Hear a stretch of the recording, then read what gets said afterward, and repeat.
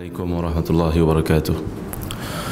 إن الحمد لله نحمده ونستعينه ونستهديه ونستغفره ونتوب إليه ونتوكل عليه ونعوذ بالله من شرور أنفسنا وسيئات أعمالنا.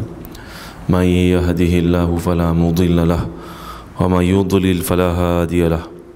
أشهد أن لا إله إلا الله وحده لا شريك له له الملك وله الحمد وهو على كل شيء قدير ولا حول ولا قوة إلا بالله العلي العظيم.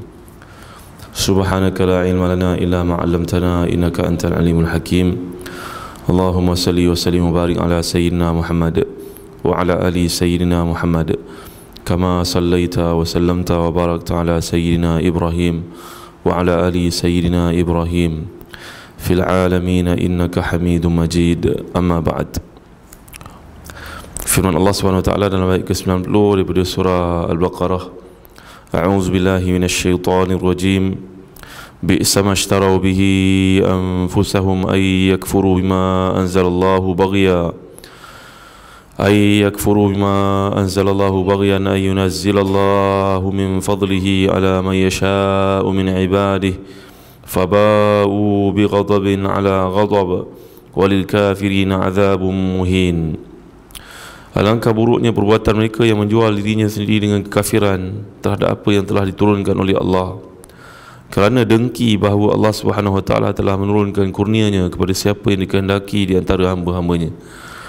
Kerana itu mereka mendapat murka sesudah mendapat kemurkaan, dan untuk orang-orang kafir siksa yang amat menghinakan. Tuan-tuan yang dirahmati dan dikasihi Allah sekalian, masih lagi mengisahkan tentang kejahatan, kebejatan perangai orang-orang Yahudi, iaitu mereka yang telah pun menjual agama mereka demi untuk dapat kehidupan yang sementara. Ya, kita telah pun melihat bagai-bagai celaan, bagai-bagai ancaman dan amaran yang diberikan oleh Allah SWT kepada bangsa yang degil ini, tetapi mereka tetap konsisten dengan sifat kejahatan dan keingkaran mereka. Maka timbul satu soalan pula, Allah menjanjikan macam-macam perkara tapi belum lagi ditimpakan. Kenapalah tak ditimpakan? Barulah dapat pengajaran. Sebenarnya dalam sejarah telah pun membuktikan banyak kali musibah dan juga berbagai bentuk penghinaan berlaku kepada mereka. Sebelum pembunuhan ramai-ramai oleh Hitler, mereka pernah pun dihalau keluar dalam satu pemberontakan atau pencerobohan kepada Baitul Maqdis, Jerusalem, sampai mereka ni berpecah menjadi berbagai-bagai tempat. Kemudian Hitler, bukan setakat Hitler, semua penguasa di negara Eropah pernah menghina mereka. Perancis, Belgium, Czech yang kecil itu, Rusia pernah membunuh ramai-ramai Yahudi. Menyedari kejahatan mereka ni, bahawa dalam propaganda ataupun dalam agenda mereka, missionary yang mereka lakukan, kerja-kerja yang mereka lakukan untuk pengembangan kedudukan ekonomi mereka, bukan untuk berdakwah pada orang. Yahudi bukannya agama bersifat missionary macam Hindu, macam Kristian. Mereka ni bersifat missionary, mengajak orang lain untuk join mereka. Tapi Yahudi tidak. Yahudi seperti yang kita telah jelaskan sebelum, mereka dikira Yahudi berasal daripada ibu. Kalau seorang perempuan itu berhubungan dengan seorang lelaki India, Hindu, maka anak itu jadi Yahudi. Kalau seorang perempuan Yahudi berkedudukan dengan seorang Somalia, maka anak itu jadi Yahudi. Tapi kalau seorang bapa Yahudi, lelaki Yahudi berkedudukan dengan perempuan Eropah contohnya, anak itu tidak jadi Yahudi.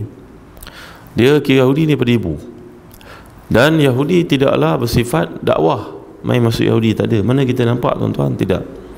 Kerana Yahudi menganggap mereka ni merupakan rakyat yang terpilih, bangsa yang terpilih. Bahkan mereka menganggap, nanti kita akan jumpa ayat yang menunjukkan mereka berkata mereka itu anak Allah SWT. Nahnu abna'ullah wa ahibba'uh.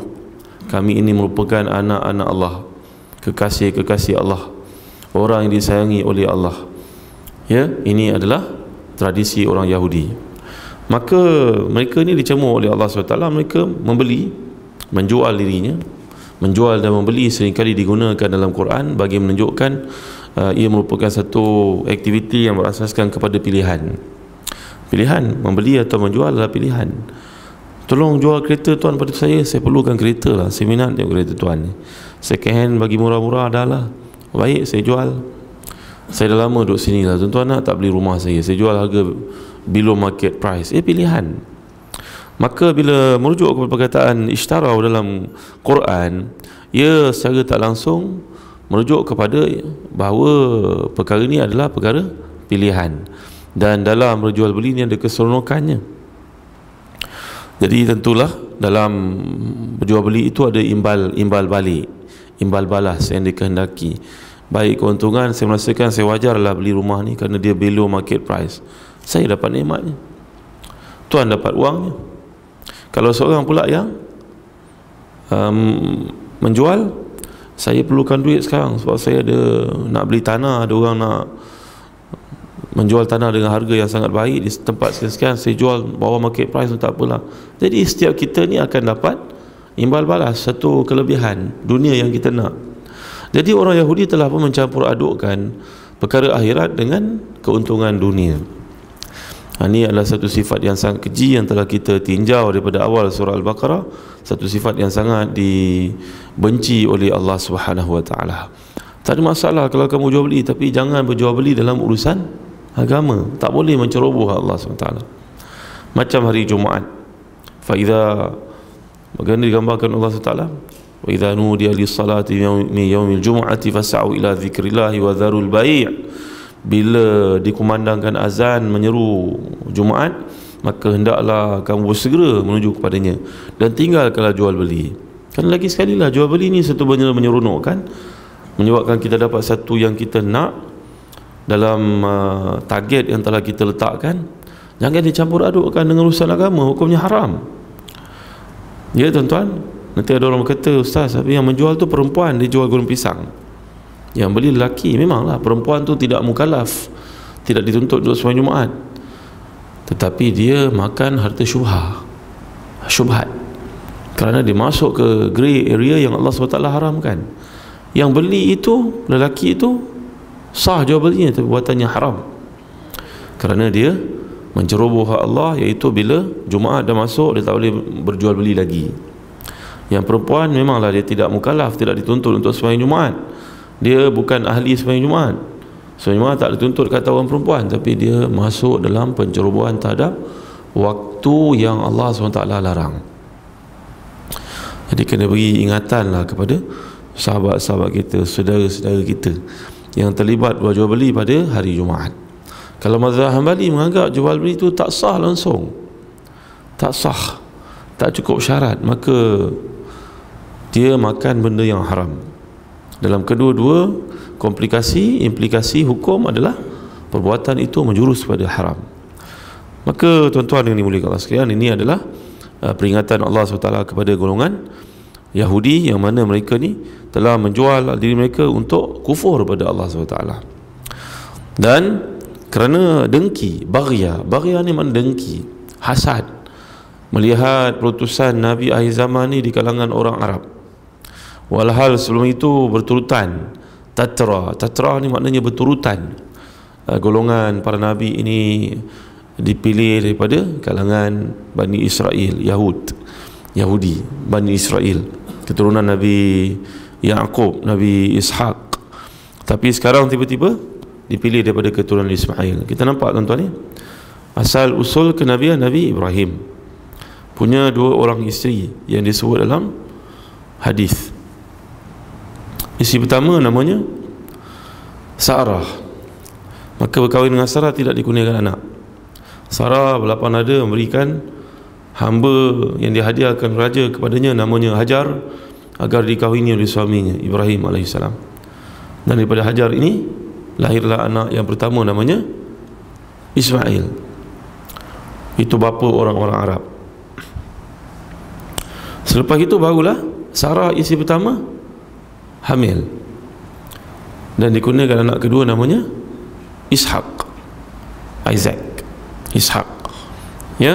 Dan Nabi Ismail sampai kepada Abdul Muttalib, bangsa Quraisy, sampai kepada Muhammad sallallahu alaihi wasallam. Tak ada Nabi, tiba-tiba datang Nabi kat situ, jauh tu, ribuan tahun daripada Ismail pergi kepada Muhammad sallallahu alaihi wasallam.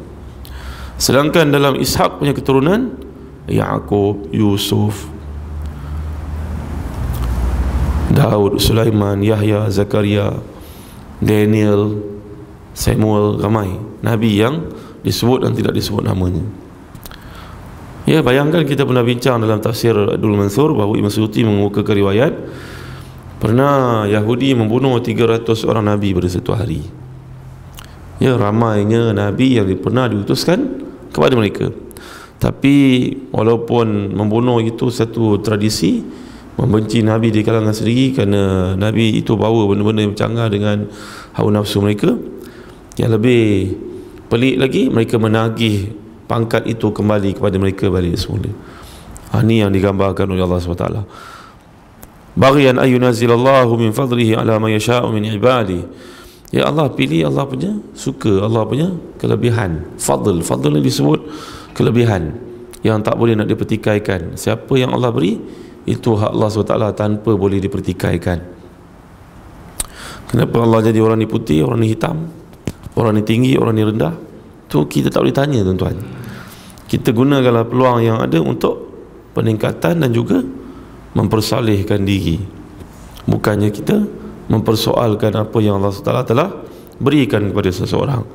Jadi faba'u bi ghadabin ala ghadab, mereka ini diberikan kemurkaan, ditimpakan kemurkaan demi kemurkaan tanpa ada kesudahan. Walil kafirina azabun muhin, bagi orang yang kafir itu azab yang sangat pedih, azab yang sangat menghinakan. Jadi orang-orang Yahudi dianggap sebagian daripada orang kafir, cuma kita panggil mereka Ahlul Kitab untuk memujuk mereka supaya kembali kepada Islam. Walaupun Yahudi ni hakikatnya kafir, tuan-tuan. Kafir, mereka menolak Nabi, kafir. Tapi kita sengaja menggunakan istilah Ahlul Kitab, kitabi, kitabiyah sebagai satu umpan, sebagai satu pujukan. Bahkan di kalangan orang Islam pun dibenarkan untuk berkahwin dengan Ahlul Kitab, iaitu golongan Yahudi dan juga Nasara, yang keturunan itu memang daripada asal usul datuk nenek moyang mereka yang pernah hidup pada zaman Nabi SAW. Tapi Ahlul Kitab yang kita jumpa kat Malaysia itu bukan Ahlul Kitab, itu orang Kristian. Dia masuk Kristian, dia bukan keturunan Kristian, dia masuk Kristian. Jumpa orang-orang asli dalam hutan tu Kristian, oh kahwin dengan dia Ahlul Kitab. Tak, tuan-tuan, itu bukan Ahlul Kitab. Ahlul Kitab yang dibenarkan adalah keturunan itu, datuk nenek moyang itu daripada Kristian. Mereka ni terdapat kat negara Arab, kat Europe. Ya, ini yang dimaksudkan sebagai Ahlul Kitab. Tapi yang terdapat di kalangan kita yang beragama Kristian ini daripada bangsa Cina, bangsa India, Serani, bangsa asli, orang asli dan sebagainya, maka mereka bukanlah orang Ahlul Kitab yang dimaksudkan. Mereka Kristian, bukan Ahlul Kitab. Ya, Ahlul Kitab maknanya datuk nenek moyang mereka pernah membaca kitab. Memang keturunan itu tidak pernah keluar daripada agama tersebut. Dan macam-macam syarat lagi yang diletakkan. Nanti kita akan lihat dengan izin Allah menerusi surah-surah yang berikutnya. Wallahu alam. Wa sallallahu ala sayyidina Muhammad wa ala alihi wa sahbihi wa baraka wasallam. Walhamdulillahi rabbil alamin. Wassalamu alaikum warahmatullahi wabarakatuh.